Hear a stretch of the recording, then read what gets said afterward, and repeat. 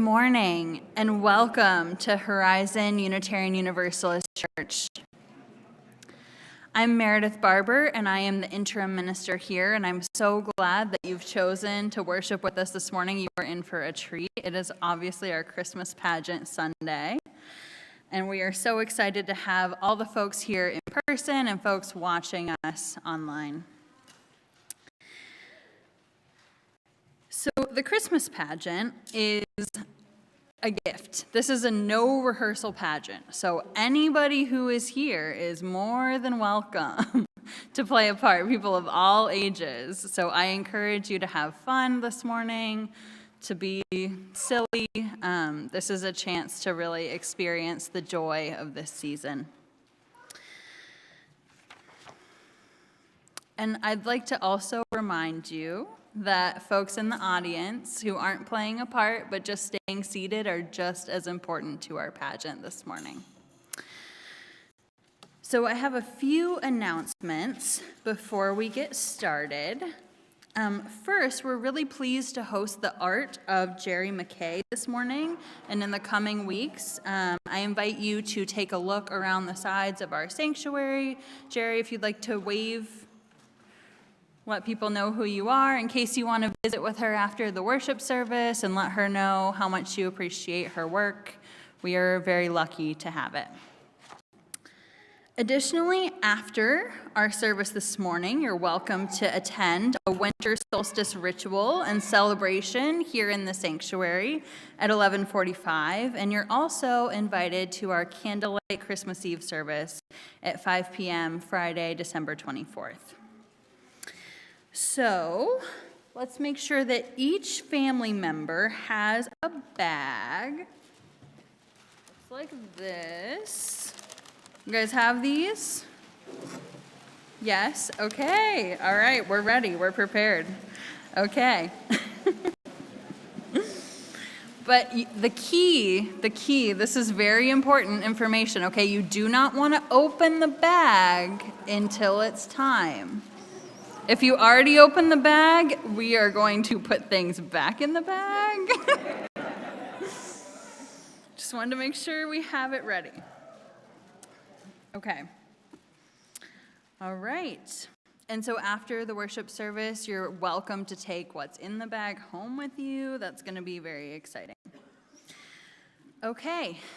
In that spirit, our worship service will now begin with our chalice lighting from Jan Richardson. This is called Where the Light Begins. Perhaps it does not begin. Perhaps it is always.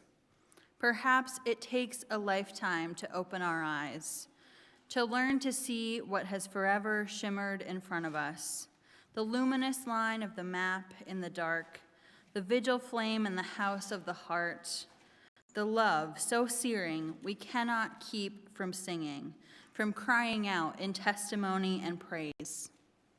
Perhaps this day will be the mountain over which the dawn breaks. Perhaps we will turn our face toward it, toward what has been always. Perhaps our eyes will finally open in ancient recognition, willingly dazzled, illuminated at last. Perhaps this day the light begins in us. I invite you now to join me in saying our affirmation printed in your order of service. Love is the doctrine of our church. The quest for truth is its sacrament, and service is its prayer. To dwell together in peace, to seek knowledge in freedom, to serve humanity in harmony with the earth, thus do we covenant together.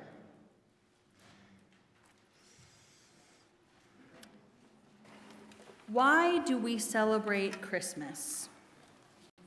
As Unitarian Universalists, most of us believe that Jesus was a human being, that he was an inspired spiritual teacher and compelling social revolutionary. Most of us do not believe Jesus was a divine Savior sent to redeem us from our sins. If Jesus was the child of God, many of us believe he was so only in the way that each human being is a child of the holy. So why do we celebrate Christmas? For some of us, we do celebrate the story of the only Son of God come to save the world, and that belief is welcome here today. For others of us, the culture in which we live tells this story over and over, and so it has become part of our consciousness, if not our belief, and we gather to experience it once again. But it is not only the Christian religion that needs to tell this story over and over. We, as a Unitarian Universalist people of faith, we too need to tell this story over and over. Why? Because like all great religious stories that have been told throughout the ages, this night and this story hold essential spiritual truths. We are going to tell a story that we may have heard before. It is a tale about a baby born a long time ago. But it could be a story about a baby born this very moment. A long time ago, in a city far away from here, there lived an emperor named Caesar Augustus. He ruled almost over the entire world. Will Caesar please come up to the chancel?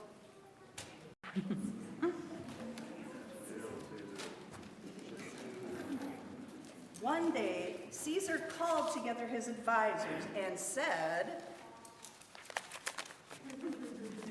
I need more money to fund my army. Send out soldiers to all the land. They must tell the people that no matter where they are now, they must journey back to the town where they were born. And everybody must sign their name in a big book and then pay me a tax. Everybody says I need more money. Signed, Donald J. Caesar. Thank you, Caesar. You may take your seat.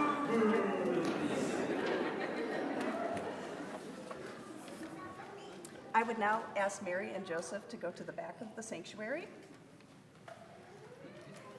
In one of those places, a place called Galilee, there were two teenagers named Mary and Joseph. Mary and Joseph were young.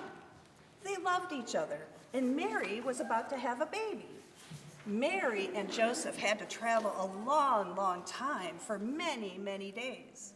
And they were so very tired. They wanted to rest and sleep. When they got to Bethlehem, they tried to find a room for rent for the night, but every place had a sign out front that said, "No vacancy." Now, we need our innkeeper to come to the front. Who is playing that role? Right? Please join me up here on the chancel. There was no room for Mary and Joseph anywhere. Everyone turned away from them and said, "You are not welcome here." Joseph was scared they'd have no place to sleep. Finally, one innkeeper came forward and said, "Yoo-hoo." I'll let you sleep in my old stable out back. But you need to know that the stable's old and not very clean. It's the place my animals stay. The donkey, the cows, and the goats. It's not ideal, but you will be safe for the night. The innkeeper took Mary and Joseph up to the stable where they settled in for the night.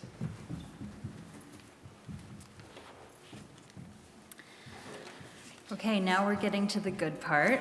It's time to take out the bags.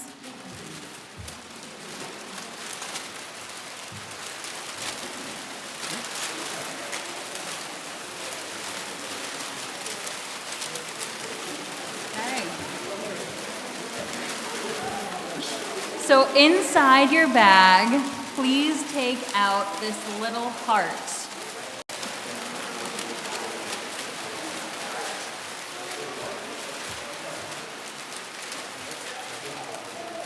Okay. Does everybody have it? Everything else can stay in the bags. Don't want to get ahead of ourselves. Okay. In our story, No one had any room. Their hearts were closed. And then one person, the innkeeper, decided to help. They didn't do it perfectly, but they found a way to make some room. This is a story about opening our hearts and making room for anyone who needs to be cared for. Please hold this heart in front of your own heart and repeat these words after me. May this heart help me remember. May this heart help me remember That I am like the innkeeper. that I am like the innkeeper. May this heart help me remember. May this heart help me remember That I can open my heart to others. that I can open my heart to others. And now, give your heart to someone on your left or right, and they'll give you theirs. And we're going to put that heart somewhere on our clothing.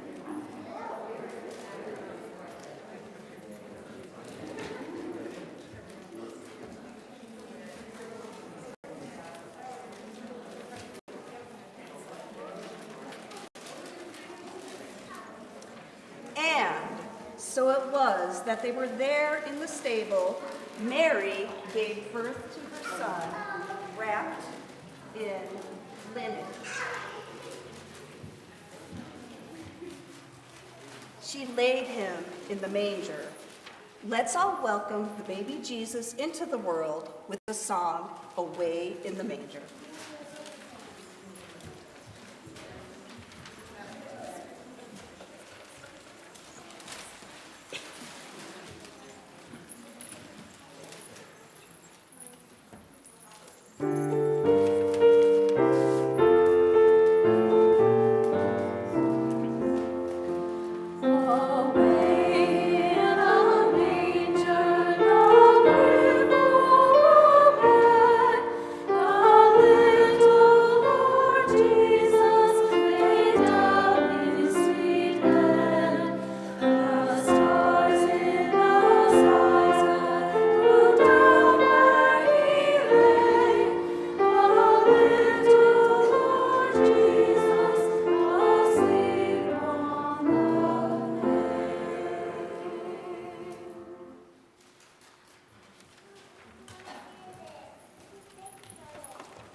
Later that night, both Mary and Joseph felt cold, but there were no warm clothes for anyone in the stable. Joseph didn't know what to do.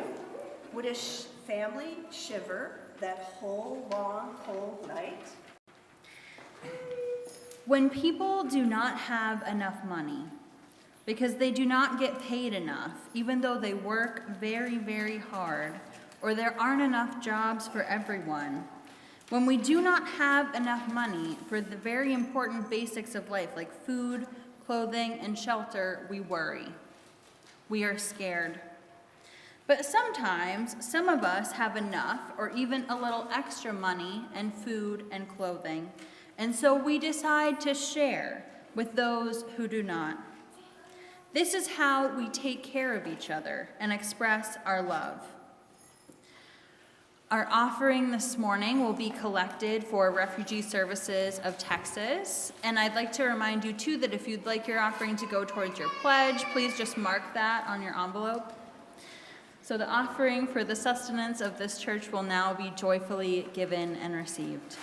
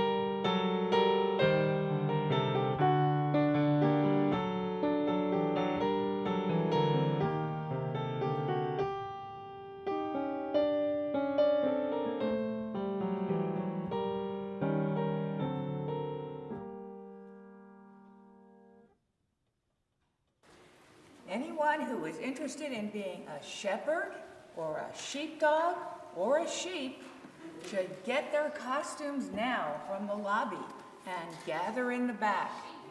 Sheep, sheepdog, or shepherd. Okay, now in this story and in this same country, there were shepherds living out in the fields, keeping watch over their flock by night. Their flock was made of sheep and cows and goats, and the shepherds took care of them. They kept them together so they wouldn't get lost. If one did wander away and get lost, a shepherd would always go out and find it. It was very, very dark out there in the field, and very cold and sometimes very dangerous. The shepherds and the sheep can come forward now at this time and sit on the ground in front of the chancel steps.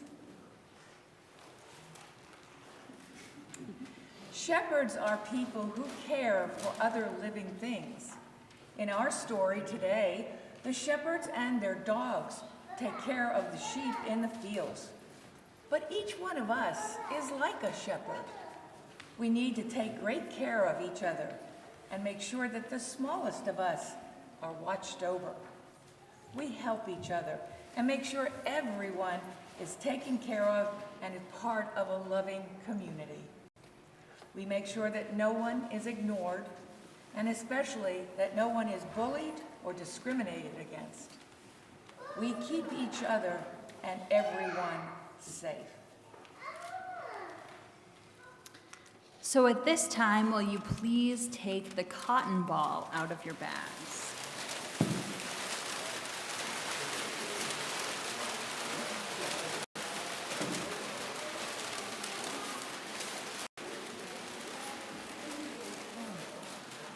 A lot of sound effects from these bags. In our story, the shepherds and their dogs stay close to their flock, sometimes with a gentle hand guiding them, feeling the softness of their wool.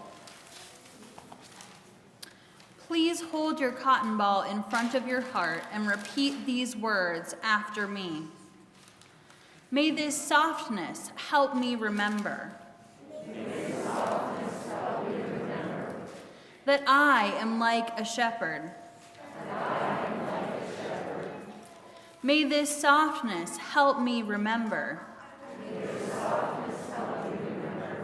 That I need to care for others. In a moment, but not just yet, we will share the cotton ball with someone we don't know. We do this to symbolize the caring we share with one another in our church community and in the world. We do this to symbolize that we always want to be able to find each other, and we always want to be found. So now look for someone right in front of you or right behind you and share your cotton ball with them.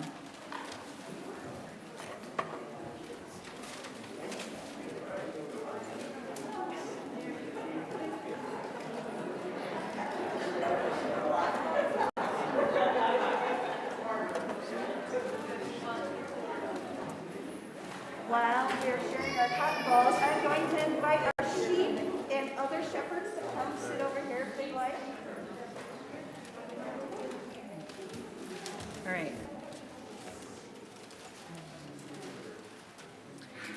So feeling this softness and this care, we will now listen to the First Noel.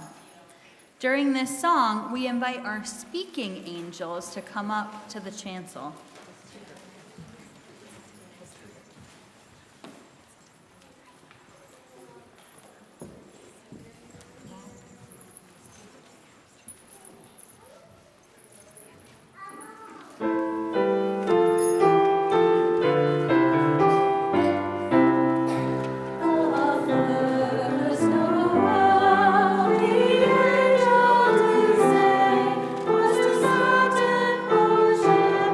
Shepherds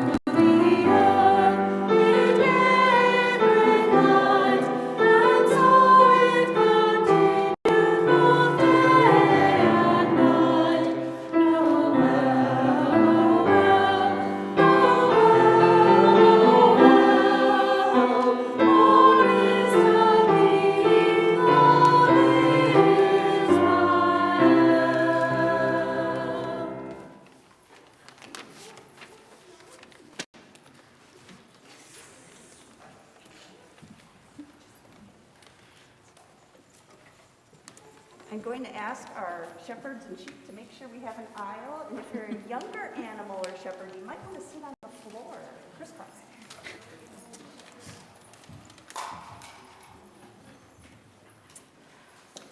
Now, in this story and in this same country, where there were shepherds living out in the field, behold, an angel stood before them, and the glory of the Spirit shone all around. And the shepherds were surprised and afraid. They trembled and shook. Tremble and shake. But the angel said to them, "Do not be afraid, for behold, I bring you good news of great joy for all people. For a baby is born in the city of Bethlehem, and this will be the sign to you. You will find an ordinary baby sleeping in a manger. He is so poor he is sleeping out with the animals. But there is great love inside this baby, just as there is great love inside each of you. This baby will grow up and try to show us how to live in peace and how to love each other. He will show us how we each can be saviors for this world." and suddenly the sky was filled with angels singing beautiful songs and saying, "Glory to God in the highest, and on earth peace, goodwill among people." Let us become part of the sky filled with angels. Please remove your halo from your bag.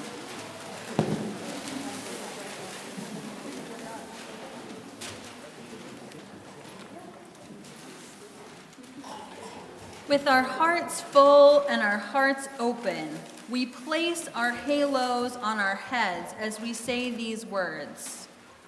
May this halo help me remember.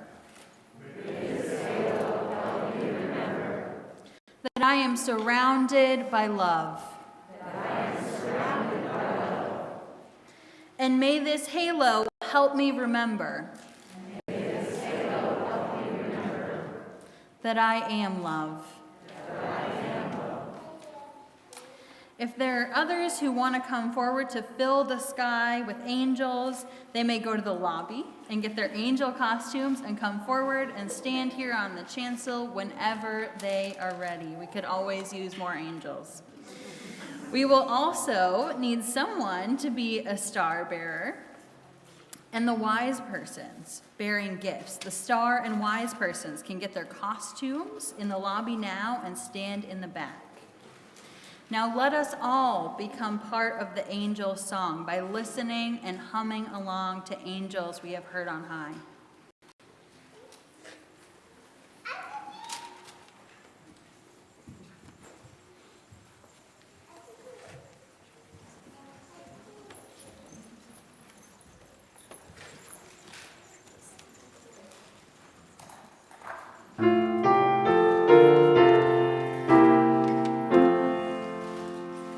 Angels, we have on our hearts, sweetly singing.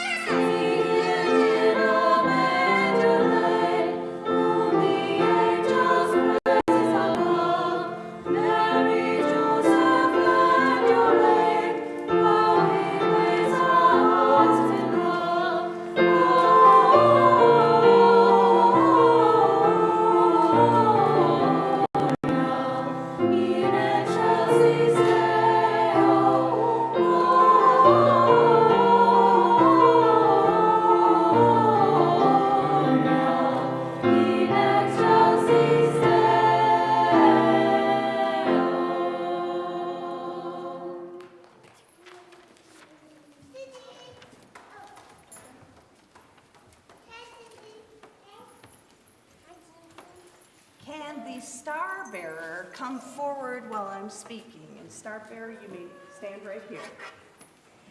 Now, after Jesus was born in Bethlehem, wise people from the east came to Jerusalem asking, "Where is he who has been born? For we have seen his star in the east and have come to pay homage." These wise persons came from a faraway land, a land that was probably Iraq or Iran. They had seen a bright star in the sky and had followed it to the stable. "We followed the star," they said, "because we knew it would lead to a place where all people would be treated kindly, no matter what land they came from, no matter what they believed, no matter what color their skin, no matter what religion they practice, no matter whom they love, and no matter how they create a family. That kind of place, those kind of people, are what we have come to find." Now please bring out the star from your bag and hold it in front of your heart.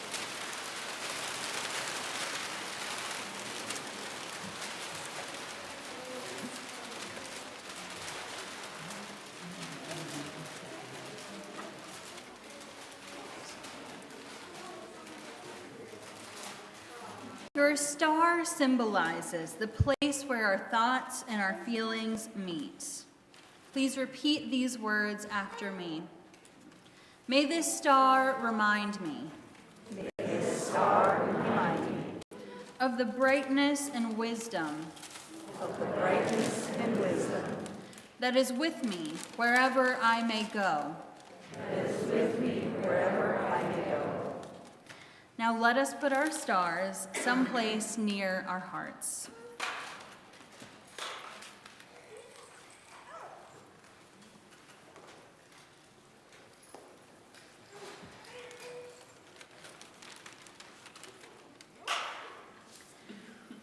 With this star as an outward sign of what we possess within, we will hear the song, "We Three Kings of Orient Are." During this song, the star bearer may take their place behind Mary and Joseph and Jesus. The wise persons will walk down the aisle bearing their gifts and give them to the baby.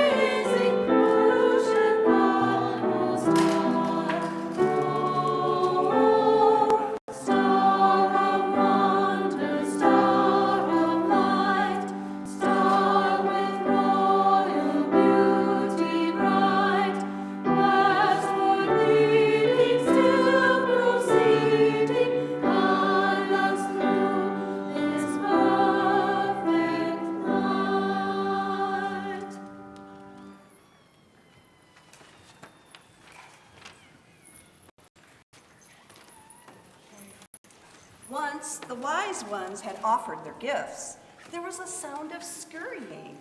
Animals, all creatures, great and small, drawn by the bright star and all the visitors who were coming. wanted to see the little baby sleeping in the manger. All living creatures share our earth home with us and are part of our earth family. All creatures, human and animal, deserve to live in peace and safety. I invite all those who want to be a manger animal to go to the lobby, choose a mask and an animal, and come forward to sit on our steps to join the pageant. We'll give them just a moment to go get their costumes.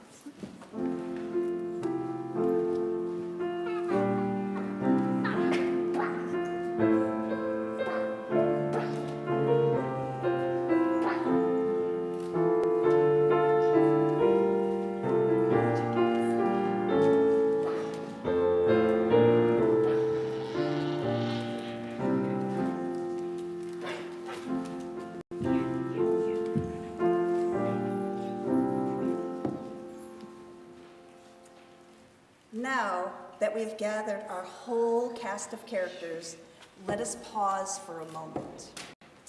And if you had played a part but took your seat, would you stand up?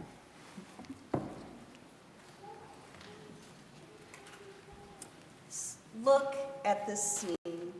It is a special night with stars and angels and shepherds and wise persons and many animals. And they're all witnesses to a special birth.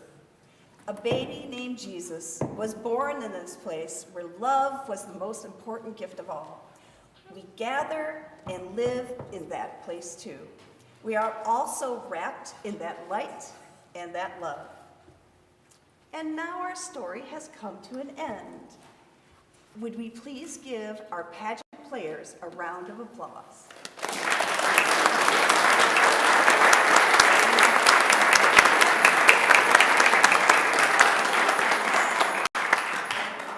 All right, pageant players, just a moment. I'm going to give you some instructions. If you are in a costume that makes it, first of all, you're going to keep your costume on until the end of service. If you have part of your costume that you can't sit with, you can take them off and put it underneath your seat. And then take them to the lobby after the service. And let's see, what else? Yes. And so let's go ahead. If you are seated on the steps, would you rise and return to your seats? Thank you so much.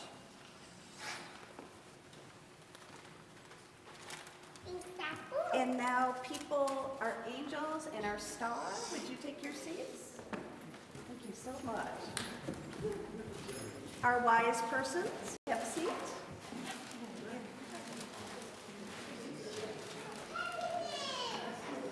And of course, our family. You have your seat.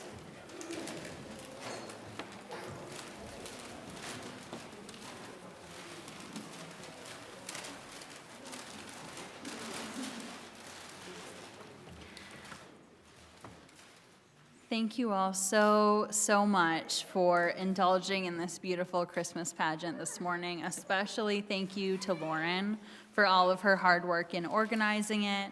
So I invite us now to, with all that we learned in the story in mind, to deepen into the spirit of worship.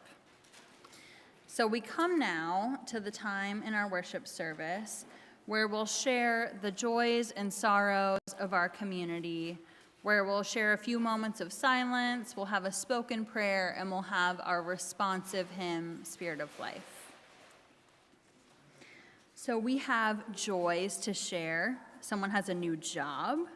Someone has a foster dog being adopted on Christmas Eve. And we have a sorrow for the continuing loss of friends and family, and joy in deepening relationships with those still here among us. So with all of the joys and sorrows of our community in mind, let's share a few breaths of silence. I invite you to close your eyes if you're comfortable. We welcome the joyful noise.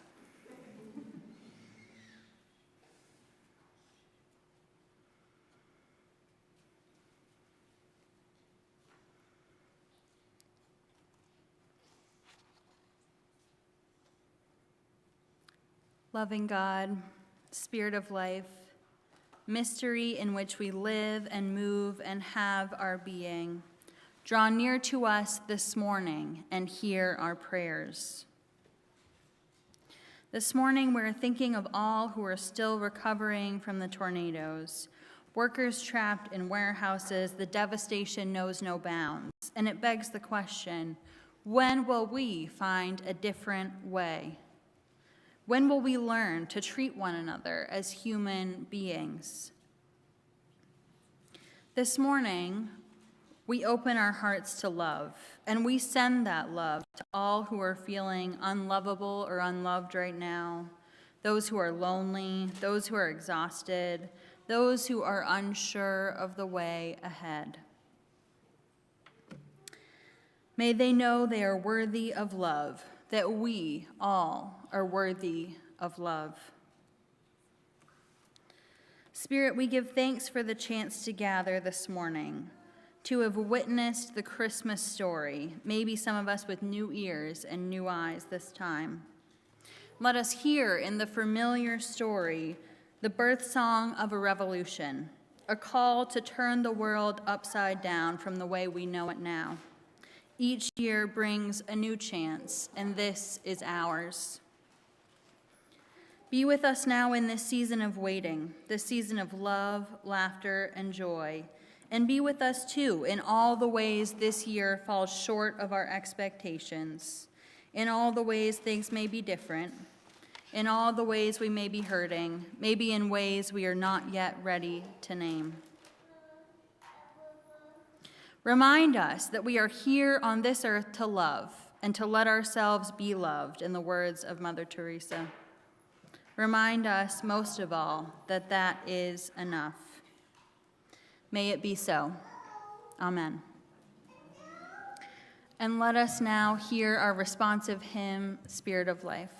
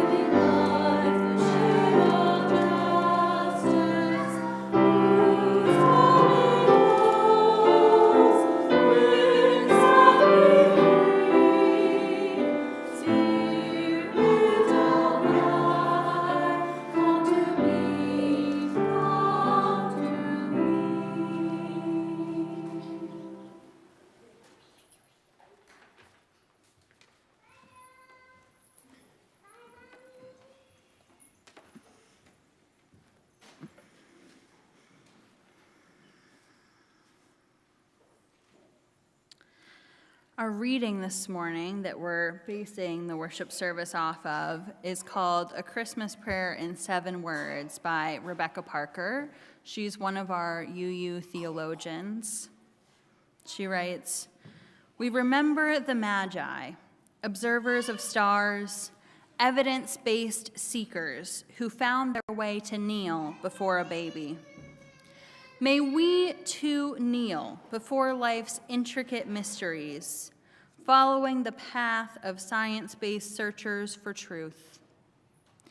We remember Mary, birth mother of a revolutionary prophet, the fetus in her womb a surprise, her choice a decision to magnify her hope, the birth difficult, attended by a beautiful diversity of animals, and a ragtag gathering of vulnerable people. May we too kneel at the cradle of Earth's dreams for peace and dedicate ourselves to revolutionary love. We remember Joseph, unexpectant father who embraced the baby as his own, believing that every child has a God-given entitlement to love and to care. May we, too, stand by the women and children of this world when patriarchal privilege and power threaten their freedom and put their well-being at risk. We remember the angels, singing in a cold night to the overtaxed poor, promising peace and goodwill to all. May we echo their song in acts of solidarity and justice. For all souls, refugee souls, green souls, disabled souls, Black souls, young souls, transgender souls, may we join the bold, holy movement to bring heaven to earth. May the morning star brighten our hope for a new day, and may laughter strengthen all our prayers. May it be so. So it is now the fourth week of Advent, and this week we light the fourth candle in the Advent wreath, the candle of love. Last week we talked a lot about breaking down the binary between light and dark, and we heard the Christmas story from the perspective of the shepherds, the night shift, the first to hear the news while they were watching their sheep. And this morning, we've seen the Christmas story made new again by people in this very room. But the part we don't often see is the Annunciation and then Mary's yes to God or to the world that gives birth to a revolution. And Joseph's yes, yes to Mary, yes to loving and raising a child not his own, and wondering together about what this old story can tell us about what it means to love in our time. So my thesis in seminary was about the importance of song, specifically in religious community. And I always go back to song in the sacred texts of the world. You would not believe how many people are singing. So much begins in song, and Mary's story is no different. And there's a song called Canticle of the Turning, based on the words of the Magnificat, or the song that Mary sings to God when she chooses to open herself to this mysterious child. Each verse contains the words, "For the world is about to turn. My heart shall sing of the day you bring. Let the fires of your justice burn. Wipe away all tears, for the dawn draws near, and the world is about to turn." The turning that Mary speaks of here, and of course we can and should read ourselves into the song in Mary's place, is the coming of a new way of life. We know the story of Luke's gospel, where the angel comes to Mary saying, "Greetings, favored one, the Lord is with you," and Mary wonders about this strange greeting. And the angel announces to her that she will give birth to a baby boy and that she will name him Jesus. But how can this be? The angel, too, brings news of her relative Elizabeth, who had struggled with infertility and is now 6 months pregnant. And finally, at the end of the conversation, we hear Mary say something along the lines of, "Okay, here I am, Lord, may it be so." Writer and theologian Erna Kim Hackett writes, "The story of Jesus' birth is a story of the oppressed, centering Mary, a poor, anonymous, illiterate woman with no religious training." Advent flips the power structures from male to female, from educated to illiterate, from the temple to the home, and from the powerful to the vulnerable.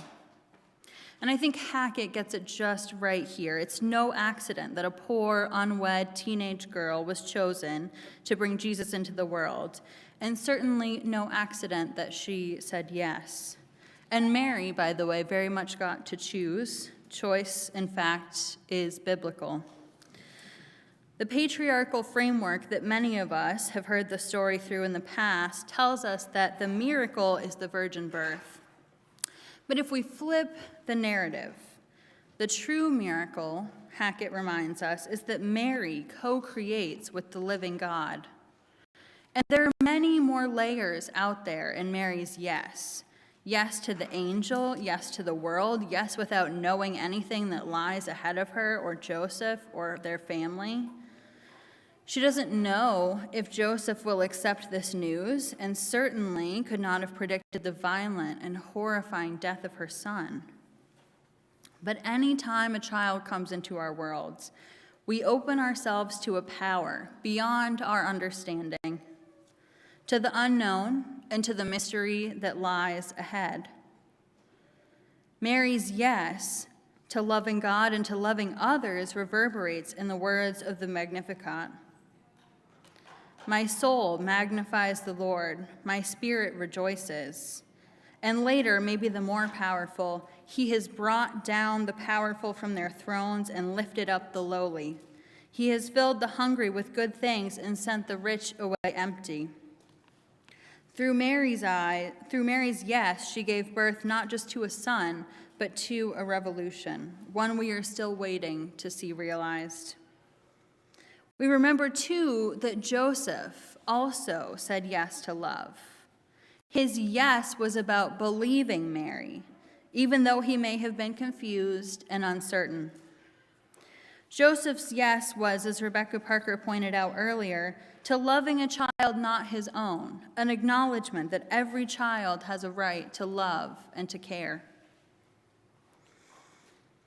We talked last week about the shepherds watching their sheep in the fields at night, working people, working because they had to, just trying to make it through the night. And we know, too, that the announcement of the birth of a king made to lowly shepherds is significant. It tells us something about what is to come, about the person being born into this world.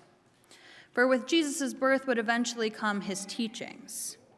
And what I've been trying to show you these past few weeks with Advent is that we need not believe in the story literally to take something away from Christmas as Unitarian Universalists. Because our world right now, of course, is not so different than that of Herod the King, and there are still people, like we said earlier, that work really, really hard who do not have enough, who are treated in ways that are unfair and unjust. There are still innkeepers all around us whose hearts remain closed. And this idea that power comes in the form of the powerless, that someone is coming to flip the world upside down, we need it now more than ever. And maybe the someone coming isn't God or a teacher, but it's us this time. In this year, where there's disasters upon disasters, folks trapped, unable to leave for fear of losing their jobs, when we watch the rich get richer and the poor continue to struggle, we know that there is so much that needs changing, so much that needs to be flipped upside down. Christianity has too long been weaponized in our American culture, especially here in the South where we live, to keep people out, to shame people for who they truly are, to punish people into right belief at the expense of their authentic selves. I've heard it said sometimes that there can be no hate quite like Christian love. But we know these are not the lessons that Jesus taught. We know that. He taught that we must love our neighbors as ourselves. He came to flip tables if need be, to disrupt the systems of power as we know them. And his message was and is not unique. Most of us as Unitarian Universalists believe that Jesus was not divine, but a human man who was a great teacher, like the Buddha, like Muhammad, like the prophets and other traditions. And at the core is the same message of loving one another, treating each other with care and respect, making sure we all have enough, and creating a more just world. Cornel West, a fixture when I was in seminary, has famously said, "Justice is what love looks like in public." And these ideas, they always need to be born into the world, again and again, every single year, because it's so easy to forget, to get caught up in what's right in front of us, to lose perspective. The true message of Jesus has always been risky, always been dangerous, and always been a threat to those in power. And that's why, especially in this time and place, We need to tell the old stories again, because the vision has yet to be realized. Jesus' ultimate commandment, my chaplaincy instructor loved to remind us, was to love God and to love our neighbors. And yet, though it sounds simple, it's much easier said than done, especially when our neighbors do things that we don't like. What I think gets forgotten sometimes, though, by people of faith is that love is not always passive or calm or warm or fuzzy. Jesus' way of loving was sometimes to get angry, to make a scene, to disrupt. But most of all, he preached a message that the first shall be last and the last shall be first. A message so threatening to those in power that it cost him his life. But in the words of the poet Philip Larkin, what will survive of us is love.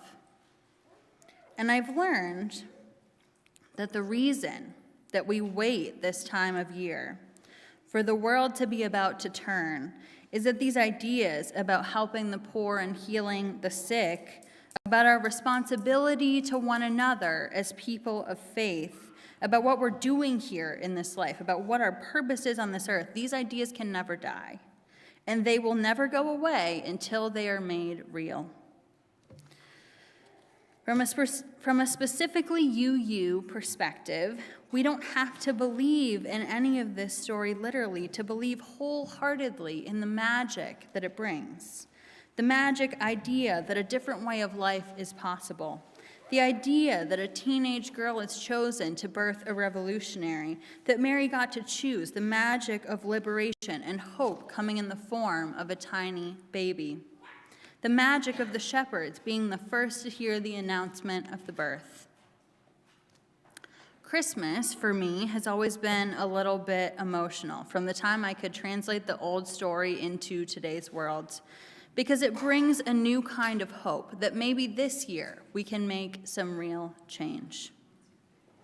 And we need it now more than ever. That maybe this is the year that the first shall be last and the last shall be first, that the hungry poor shall weep no more. Love is not always meek and gentle and kind the way we might have learned as children. Love can be angry and loud and powerful and scary and mean taking risks and being unsure. And the Christmas story, I think, challenges us, regardless of belief, to look for love within ourselves, to wonder to whom our hearts might be closed, like the innkeeper, to wonder who might need our softness, to search for wisdom in the light of the star. And there are a few things I know for sure about love. In the words of the late Bell Hooks, love saves us only if we want to be saved. I know, too, that it can be more loving sometimes to correct wrongs where we see them than to let things go unspoken. It is more loving to tell the truth. It is more loving to hold people accountable. It is more loving to challenge the powerful on behalf of the vulnerable. And so I wonder this morning if we can see ourselves as Mary in the story. And like Mary, what might be our yes? How might we open our hearts to love? What unexpected news awaits us? How can we see ourselves as Joseph, who right now needs our love and our care? And will you join me on the road to yes? May it be so. And I invite us now to listen to our closing hymn, On This Day Everywhere.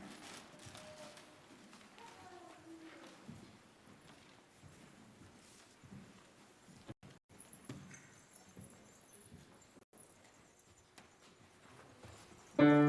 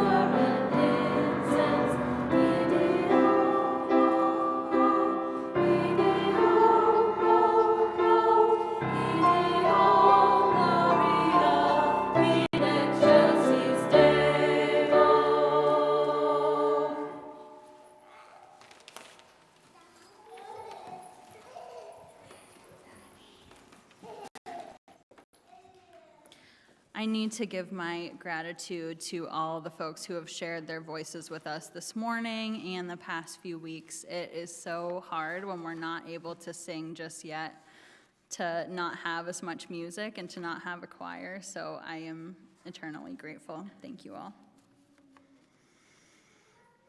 We extinguish this flame, thank you, Pam, but not our mission to welcome radically, love boldly, grow spiritually, and serve courageously.